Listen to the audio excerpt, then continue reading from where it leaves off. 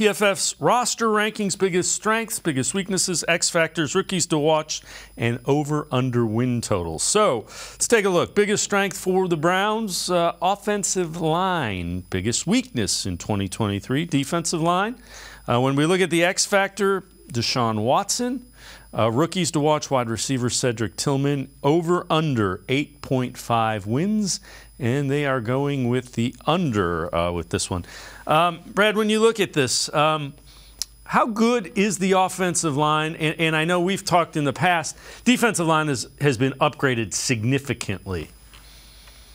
Yeah, I mean, the offensive line could very well be the best unit in football. I am a believer in Jedrick Will's continued growth and think if he can, join the group, every other four guy on the line, now that center Ethan Pochich is brought back, is a proven good player over the last couple seasons. Pochich really took a step forward, obviously this past year with Bill Callahan, but showed some flashes the year prior in Seattle. So, I think it could be the best unit in football. And then for the defensive line, like you mentioned, obviously we've talked about it, could be one of the most upgraded groups of the entire offseason.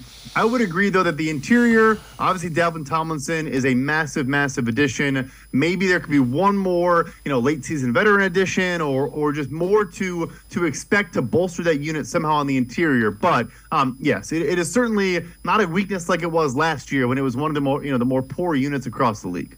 You talk about Deshaun Watson being an X factor. All reports are he's looked really good. And again, it's June. There's no pads. There's no rush. There are a number of things that aren't happening, but he looks like an elite quarterback to the bare eye.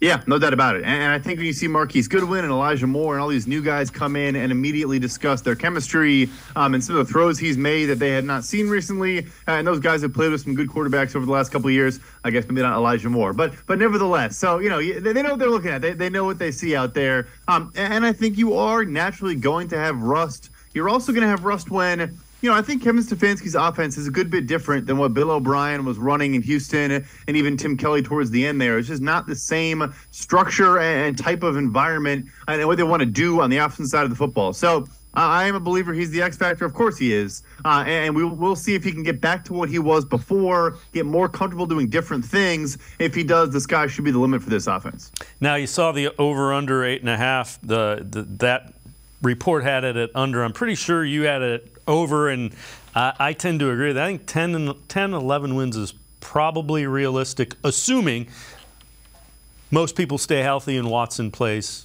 like a top 10, 15 quarterback.